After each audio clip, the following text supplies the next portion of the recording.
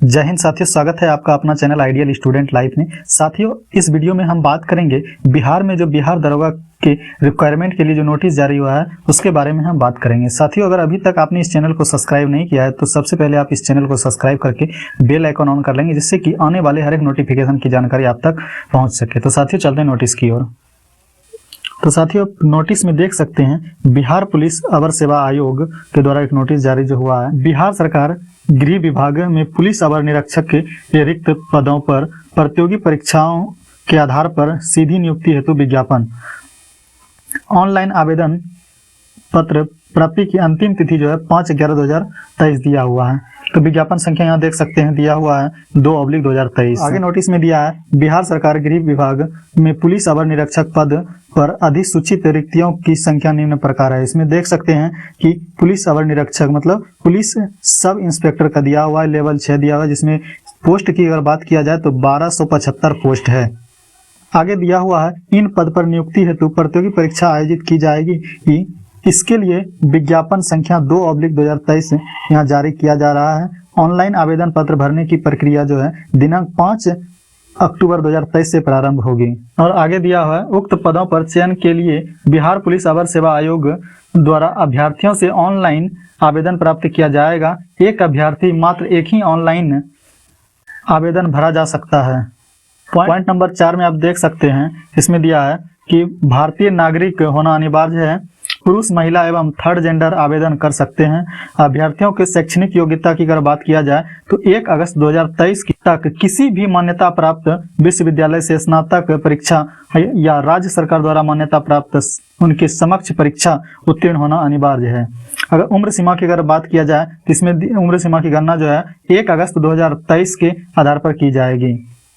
अभ्यर्थियों की उम्र की अगर बात किया जाए तो इसमें जो है 1 अगस्त 2023 को मैट्रिक अथवा समक्ष प्रमाण पत्र के अनुसार निम्नवत होगी। इसमें दिया गया है अनारक्षित यानी सामान्य कोटि के पुरुष के लिए न्यूनतम उम्र 20 वर्ष और अधिकतम उम्र सीमा जो है वो 37 वर्ष है, तथा महिलाओं का न्यूनतम 20 वर्ष, अधिकतम जो दिया हुआ है वो 40 वर्ष दिया हुआ है। बात किया जाए अनुसूचित जाति एवं अनुसूचित जनजाति के पुरुष एवं महिलाओं तथा थर्ड जेंडर अभ्यर्थियों के लिए तो इसका न्यूनतम जो है 20 वर्ष और अधिकतम उम्र सीमा 42 वर्ष रखा गया है।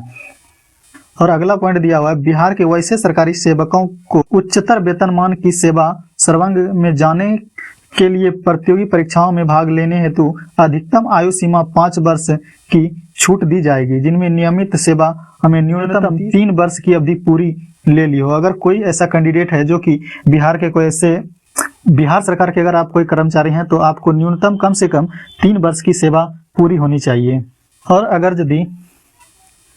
अगर अभ्यर्थी की शारीरिक मापदंड की अगर बात किया जाए तो ऊंचाई, सीना और वजन के लिए कोई अंक दे नहीं। ऊंचाई की अगर बात किया जाए तो सामान्य वर्ग के एवं पिछड़ा वर्ग के पुरुषों के लिए न्यूनतम 165 सेंटीमीटर होनी चाहिए। अत्यंत पिछड़ा वर्ग की अगर बात करें तो उसका न्यूनतम जो है 160 सेंटीमीटर होनी चाहिए, जिसमें अनुसूचित जाति एवं अनुसूचित जनजाति के पुरुष के लिए न्यूनतम जो है 160 सेंटीमीटर होनी चाहिए।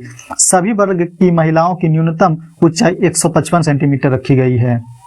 वहीं अगर सीना की बात किया जाए जो जिसमें कि सिर्फ पुरुषों के लिए है, ये अनारक्षित यानी सामान्य वर्ग, पिछड़ा वर्ग एवं अत्यंत पिछड़ा वर्ग के पुरुषों के लिए जो है वो बिना फुलाए जो है 81 सेंटीमीटर न्यूनतम होनी चाहिए।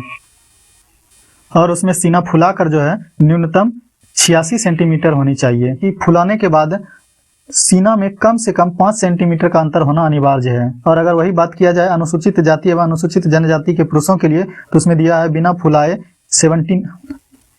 79 सेंटीमीटर न्यूनतम होनी चाहिए, और जो वही है फुला करके 84 सेंटीमीटर न्यूनतम होनी चाहिए। अगर सीना की बात वही वजन की अगर बात किया जाए तो सभी वर्ग के महिला उम्मीदवारों के लिए न्यूनतम वजन जो है 48 किलोग्राम होना चाहिए। ये इनर की बात किया जाए तो उसमें जो है अभ्यर्थियों के लिए शारीरिक मापदंड जो है तथा शारीरिक दक्षता परीक्षा मापदंड पिछड़े वर्ग के महिला अभ्यर्थी के समान होंगे। और नियुक्ति की प्रक्रिया की अगर बात किया जाए तो इसमें लिखित प्रतियोगी परीक्षा होगा, जिसमें लिखित परीक्षा जो है 2 चरणों में होगी, यथा प्रारंभिक एवं मुख्य परीक्षा। लिखित परीक्षा के सभी पत्र बहुविकल्पीय प्रश्नों पर आधारित होंगे। वही प्रथम चरण में प्रारंभिक परीक्षा जो है वह 200 अंकों का होगा, एक पत्र। और प्रथम चरण प्रारंभिक परीक्षा की अगर बात किया जाए, प्रथम चरण प्रारंभिक परीक्षा में जो है 200 अंकों का एक पत्र होगा, जिसमें प्रश्नों की कुल संख्या 100 होगी एवं परीक्षा की अवधि 2 घंटे की होगी। और इसमें दिया हुआ है, इसमें 30% से कम अंक प्राप्त करने वाले अभ्यर्थी मुख्य परीक्षा के लिए ये असफल घोषित किए जाएंगे कि कम से कम आपको 30% अंक लाना पड़ेगा, जिसमें कि आप द्वितीय चरण की परीक्षा में, नहीं तो आपको असफल घोषित कर दिया जाएगा। और अगर रिक्तियों के 20 गुना सफल अभ्यर्थियों का चयन मेधा सूची क्रमानुसार आरक्षण कोटिवर किया जाएगा। मुख्य लिखित परीक्षा हेतु अर्हता प्राप्त अभ्यर्थियों का पर्याप्त संख्या में अनुपलब्धता की दशा में उक्त अनुपात उपयुक्त रूप से कम किया जा सकेगा। द्वितीय चरण की अगर बात किया जाए, इसमें मुख्य परीक्षा प्रारंभिक परीक्षा में सफल अभ्यर्थियों को मुख्य परीक्षा में शामिल होने का अवसर प्रदान किया जाएगा। मुख्य परीक्षा में 2 पत्र होंगे। प्रथम पत्र 200 अंकों का समान हिंदी का 2 घंटे का होगा, जिसमें 100 प्रश्न होंगे। न्यूनतम आपको 80% अंक प्राप्त करना अनिवार्य होगा। इसमें अगर सीट की रिक्तियों की अगर बात किया जाए तो इसमें जो है 1 नंबर में जो है अनुसूचित जाति के लिए जो है, जिसमें कुल पदों की संख्या 275 है, जिसमें 66 सीट जो है वो महिलाओं के लिए, 35% जो है महिलाओं के लिए आरक्षित सीट है। और अनुसूचित जनजाति के लिए जो है 16 सीट है कुल, और जिसमें 4 सीट महिलाओं के लिए आरक्षित है। वही अगर अत्यंत पिछड़ा वर्ग की अगर बात किया जाए तो 238 सीट है इसमें, और महिलाओं के लिए 75 सीट है। अगर पिछड़े वर्ग की महिलाओं की बात किया जाए तो इसमें कुल जो है 82 सीट दिया हुआ। वही अनारक्षित वर्ग के लिए जो है 441 सीट है, जिसमें 153 सीट महिलाओं के लिए है। और आर्थिक रूप से कमजोर वर्ग के लिए जो है 111 सीट है, जिसमें 34 सीट जो है महिलाओं के लिए रिजर्व है। ट्रांसजेंडर के लिए 5 सीट है। कुल सीटों की बात किया जाए तो 1275 सीट है। तो साथियों, ये थी महत्वपूर्ण जानकारी। जैसे ही आवेदन प्रक्रिया स्टार्ट होती है, मैं इसका स्टेप बाय स्टेप फॉर्म भर के एक वीडियो बना के पब्लिश कर दूंगा, जिसमें कि आप लोगों को जानकारी मिल सके। तो साथियों, अगर यदि अभी तक आपने इस चैनल को सब्सक्राइब नहीं किया है तो चैनल को सब्सक्राइब करके बेल आइकन ऑन कर लेंगे। और तो साथियों, आज के लिए इतना ही। बस बड़ों का सम्मान करें, छोटों को प्यार दें। मिलते हैं अगले वीडियो में, तब तक के लिए जय हिंद, वंदे मातरम।